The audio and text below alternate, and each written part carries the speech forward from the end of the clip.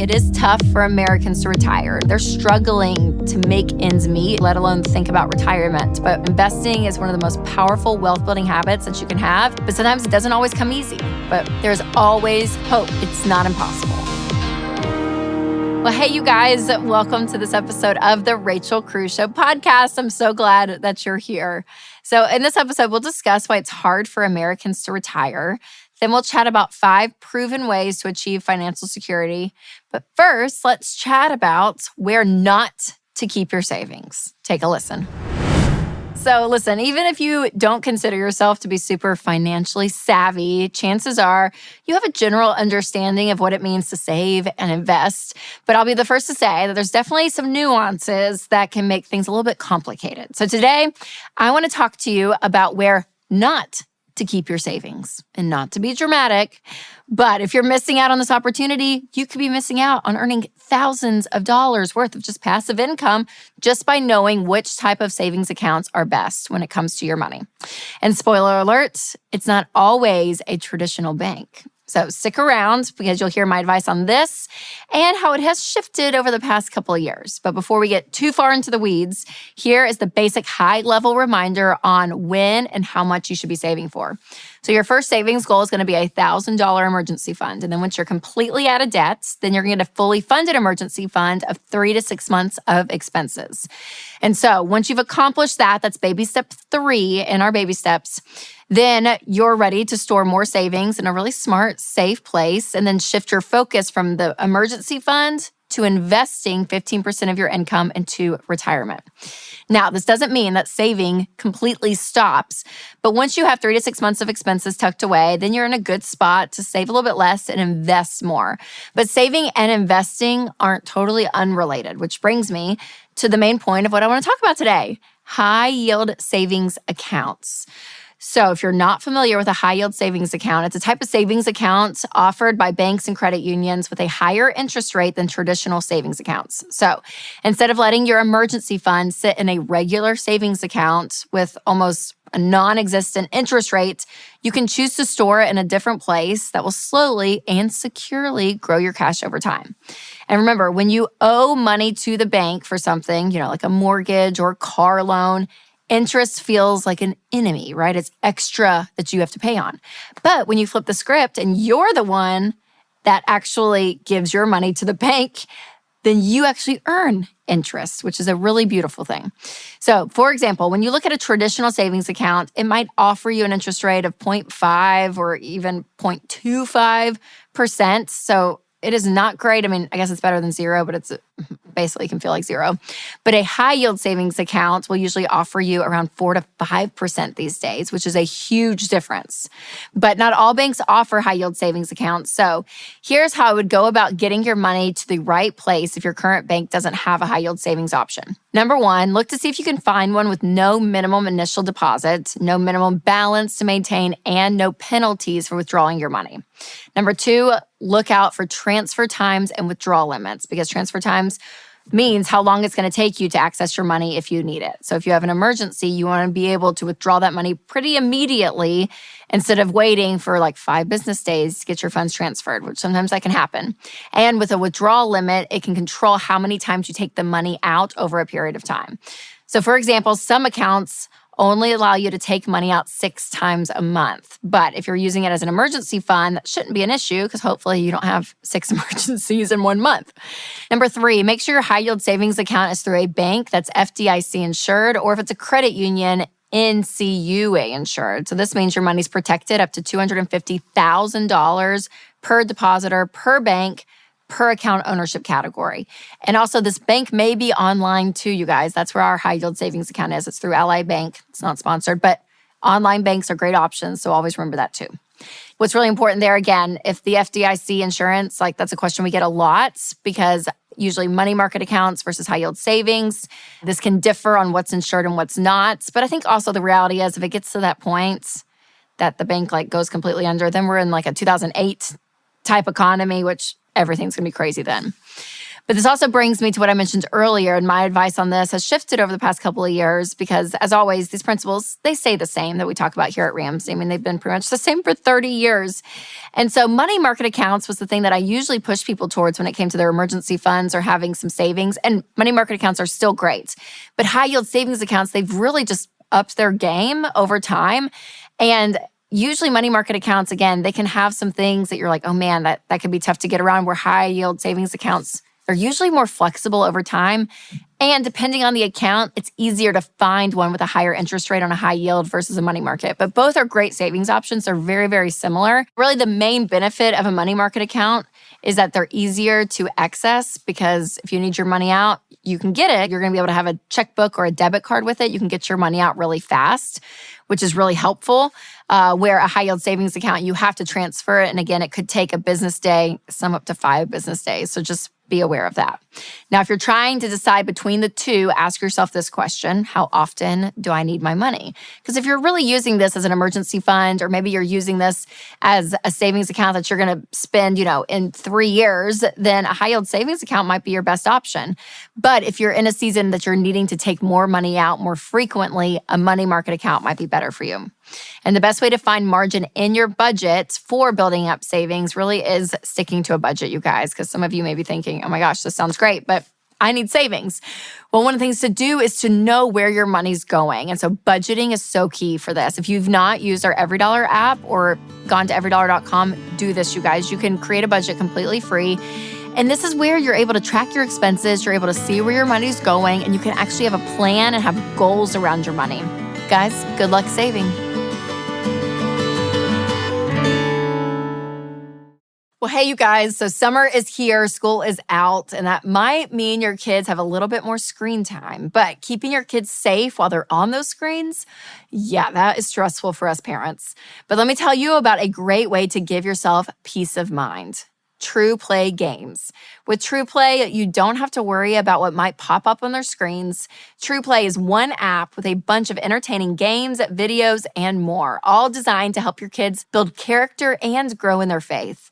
No chat rooms, no ads, and no in-app purchases. True Play turns screen time into stress-free time for mom and dad. Go to trueplaygames.com/Rachel now to get 20% off an annual subscription with the promo code Rachel20. That's true, TRU, playgames.com/Rachel. So recently, Vox came out with a video about why it's hard for Americans to retire. And of course, that immediately caught my attention because I could see how people think that. But as a financial expert, I talk to people every single day. Again, they're struggling to make ends meet in the present day, let alone think about retirement. But also what I see is when it comes to people and their decisions with money, this is why it's so important to be wise with our money. Now, we all know that investing is one of the most powerful wealth-building habits that you can have, but sometimes it doesn't always come easy. So today I want to talk through 3 reasons why it is tough for Americans to retire according to this video. And I want to offer some solutions if you're someone who's trying to find margin to invest for retirement. And trust me, there's always hope, okay? Even though it's tough, it's not impossible. So stick around to the end because I'm going to reveal my number 1 investing tip and you don't want to miss it. Well, the first reason this video gives why it's so hard for Americans to retire right now is all about unequal access opportunities to investing. So they talk about the history of the 401k plan and the current Roth IRA system, and they argue that it's unfair for such a large portion of the U.S. workers to not have a company match option through their employer. Countries like New Zealand and Australia, Germany, Canada, and the United Kingdom have automatic enrollment for all citizens. Currently, U.S. employees only have that option if their employer offers that benefit. So that can be a bummer for sure, but I'd also say all of those economic systems are very different than the U.S. And so there is an idea that, there's going to be external circumstances that you can't change. Again, government policy and investment opportunities from other countries. So unless you want to move to one of those countries, this is the option that we have. So yeah, you can actually choose where you work based on their benefits. So that could be something you look into. But again, the way our system is set up, The way the economy is structured is just very different. So what does the retirement opportunities look like here in the US when it comes to investing? Well, a Roth IRA is a great option. You can also open up a mutual fund or an index fund like a Vanguard account. Your money can grow in these accounts just like a 401k when it comes to retirement options. But again, you may not get the same tax benefits depending on what's going on here. So again, your Roth IRA is a great option because it grows tax-free versus a traditional IRA. But if your company has a 401k and a match, go up to the match first and then go and fund your Roth. And then if you're looking for other ways to invest beyond that, if you've maxed out your retirement, then yes, things like just a good standard growth stock mutual fund, index fund, a Vanguard account, all of those are options. But remember, the taxes on those are going to be different than retirement. Now, the second reason people are struggling to retire is personal responsibility. So a lot of people seem to be dragging their feet when it comes to the discipline of investing. And I get that too. Investing is one of these disciplines that it can be really hard to start. And again, the earlier you start, the better off you're going to be. And sometimes that's difficult for people depending on where they are financially. And it's also difficult to maintain consistency. So again, when you're to the point that you're ready to invest, you need to just do it. And remember, when you're putting money into these accounts, then you actually have to use that money that's in the accounts to go and invest. That's why I always recommend sitting down with an investment professional. This is something that's really important when it comes to investing. But again, don't get all in your head, you guys. It can be so easy to do that. And you just are like, oh my gosh, and you don't do anything. So when you're to the point where you're debt-free, you have a fully funded emergency fund, jump in there and start investing. And if you need to find margin, make sure you have a budget that you're working with, because that is one of the best ways to find money to pay off debt and to get an emergency fund so you can get to that investment part. And again, the earlier you start, the better off you're going to be because of compound interest. So get out of debt as fast as possible. Get your savings and emergency fund as quick as possible. That way you're able to put 15% of your income into retirement. And then from there, you can put some money away for kids' college, pay off your house early. And then at that point, especially when your mortgage is paid off, oh my gosh, then you're able to max out a lot when it comes to retirement, which is really exciting, but you have to have a plan. So that personal responsibility part of this, you guys, is really, really key. You have to believe that you can and actually walk out the plan. Now, the third reason that people are struggling to retire is leakage, aka dipping into retirement savings early. You guys, do not do this. This is why we say to get an emergency fund first before you invest. Because listen, it is tempting, I get, to say, oh my gosh, I have all this money and I could take all this money and be able to use it how I need to right now in the moment. But here's the deal. When you have money that you can get to quickly and emergency funds, then there's this idea that, okay, you kind of reevaluate maybe what the emergency is. You kind of think of options. There's something about having cash on hand that gives you more options. But when things are locked up in retirement and you feel like that's the only thing I can do, people make really, really bad decisions with this, okay? So when you take money out early, not only can you be taxed on it, but depending on the investment, you're going to have fees. There's going to be an early withdrawal. I mean, like all of it. So it gets really, really complicated and bad for you because this is money that could be growing, which I think is so, so key. And again, retirement investing is one of these things that you want to do that you put your money in and you leave it. And you leave it and you just let it grow, okay? That is what is so, so key. And it's going to be less tangible to get to versus the emergency fund, which is fine. But when you leave your money in there and let it grow over time and it goes up and down with the market, you're going to earn a lot more. Compound interest is your friend. And you have so much potential for financial growth when your money's sitting in those accounts versus if you take it out and use it and spend it. And a lot of people argue that if you withdraw from your principal funds, it's not as bad because you're not going to have this big penalty and fees with it. But still, you guys, you're taking out the vehicle of what's going to build you wealth. Okay, so you have to think about, hey, mathematically, what am I doing to this? So trust me on this one. All right, now for my number one investing tip, this is something my husband Winston and I have been doing for years, and it is so helpful, and that is to work with a professional.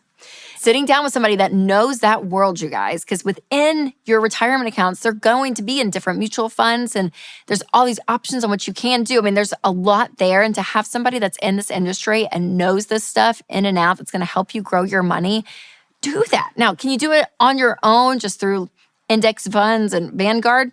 Yeah, you can, totally. But looking at your overall financial picture and looking long-term, having somebody that you sit down with, even just once a year is so, so key. So do that, you guys. It's one of the smartest things you can do with your money long-term. Get a pro in your corner. And along with that tip, I would say the best way to find margin when it comes to investing too, it's a budget. And we talk about this a lot, but seriously, tell your money what to do. And when you have a plan, you're gonna feel like you got a raise. You're actually gonna be able to do the things you wanna do. If you say, yeah, we're at a place we wanna invest and we want to invest, well, you put it down and you make a plan to do it. All right, you guys, good luck investing. Hey guys, it's Rachel Cruz here to tell you about a faith-based alternative to health insurance that can make healthcare more affordable. Christian Healthcare Ministries. CHM allows members to share each other's healthcare costs, and it's as easy as 1, 2, 3. Step 1, choose the healthcare provider you want. Step 2, submit your eligible bills. And step 3, get reimbursed. CHM members take care of your eligible medical bills. With no networks and the freedom to choose your healthcare provider, CHM is the best option for Christians who want to take care of their families and help other believers. Find out more at chministries.org/budget. Hey, you guys, it's me. Now listen, this fall's Money and Marriage Getaway just sold out really, really fast. So we decided to surprise you all with another date. That's right. Over Valentine's Day weekend, 2025 Money and Marriage is coming back. Now, we all know how busy life can be between work and kids and loads of laundry. So focusing on your marriage can feel like the last thing to do on your to-do list. But let's change that. Join me and Dr. John Deloney for 2.5 days to get the tools to strengthen your relationship and win with money. Plus, ask me and John your questions during our live Q&As that we do that weekend. They're so fun. And get your early bird tickets for $699 while they last. And hurry to get the VIP tickets because those sold out especially fast for our fall event. So get yours today at ramseysolutions.com/marriage. Hope to see you there. Well, I think I've officially done it. I have figured out the one thing that everyone on earth wants. Any guesses? Okay, I'm going to tell you. I really think that thing is financial security. Yep. Everyone wants to be at a place financially where they really feel secure and at peace. It's like the one thing. People want a lot. They want a lot, but that is one of the top. So what could you do in the morning if you did not dread all the things that you had to spend money on that day? What if you had savings and investing and a budget? What if you didn't know anyone anything? I mean, it sounds amazing. Well, today I want to talk to you about 5 proven ways that you can actually achieve financial security. So whether you're drowning in debt or you're lost when it comes to investing, no matter what your current financial status is, you can get to a place of financial peace and stability by doing these 5 things. Let's first define what financial security is, because like I said, everyone can agree that it sounds great, but what does that mean? Well, financial security is where you're able to afford your expenses each month while also investing in retirement and having money saved for unexpected emergencies and having some money just to spend. So to break it down for you, it's budgeting, saving, and investing. Or if you want to think about it as a state of mind, it's having the confidence that you can stay afloat financially when unexpected things happen. So why is this important? Because the truth is, unexpected things are going to happen. And life is meant to be enjoyed, not being stressed out all the time. But how can you dream and plan for the things that you want out of life if you're constantly crippled by payments month to month and living paycheck to paycheck? Well, here are where the 5 steps come in. So the first step to achieve financial security is to live on less than you make. So there are 2 aspects that go into this. One is more of a mindset, and then one is actually a habit that you need to build. So first is seek out that mindset of contentment. This is where you mentally stop fighting the comparison battle. You practice gratitude. You have peace with where you're at, where you say, you know what? If I had to live on what I have right now, I'm going to be okay. My identity, who I am, is not ruffled by that. I'm going to be okay. Next, it's to use a monthly budget to track what you're spending and to be intentional about where your money's going so that you can actually start living on less than you make. And this is a really key part of budgeting. You want to take your income for the month minus all of your expenses, including giving and saving, and that should equal 0. But that saving part is key. That means you have margin there, that you're not spending everything you make, or more importantly, that you're not spending more than what you make. And one of the best ways to do that is to have an app on your phone that helps you budget, helps you track what you're spending, and that is Every Dollar, you guys. If you've not checked out Every Dollar, I'll put a link in the description, but seriously, it's one of the best things that you can do is to have your budget with you all the time. And we have our phones with us all the time. So that's great. All right, the second step to achieving financial security is ditching your credit cards. This is one of the biggest arguments that I get. Everyone's like, Rachel, but I pay it off every month and I get all the rewards. Well, I won't deny that cash back and airline miles, sure, it's very tempting. But to earn those small perks, you have to spend a lot of money. And along the way, you're going to be tempted to overspend more and not even realize it. But you know in the back of your head subconsciously, well, I'll just buy some more because I'll get some perks on the back end. And listen, nobody opens up a credit card planning to go thousands of dollars into debt. But the data shows us that millions of Americans are feeling stressed out by the debts that they owe. And nothing can replace peace of mind that knows when you are cash flowing your life and using your money and not someone else's, there is a piece to that. And credit card companies, they are in the business of one thing, you guys, and that is to make money. That is to make money. They are in a big business to make money. So whether they're preying on you or someone else who's less capable of keeping their head above water, they're going to win. So financial security is not playing the credit card game to afford a flight to Florida. It is to use your money and you be in control and have that autonomy. The third step to achieving financial security is an expansion of step 2, but that is paying off your debts. So the idea of living on less than you make and cutting up the credit cards, it's actually this idea that you are going to live a life debt-free and you're going to pay off your debt. So no more car payments, no more student loans, no more credit card minimum payments or high interest loans, all of it. You guys, it is amazing. When you don't have debt, what happens is you have your whole income to use for you instead of it going out 8 different directions because debt steals your income from you. That's what it does. And so what you want to be able to do is to say, hey, I have autonomy and I am going to live a life that is debt-free. So getting out of debt is so key. So here's what I recommend. List out all of your debts, smallest to largest, regardless of the interest rate, pay minimum payments on everything, pay off the smallest debt first.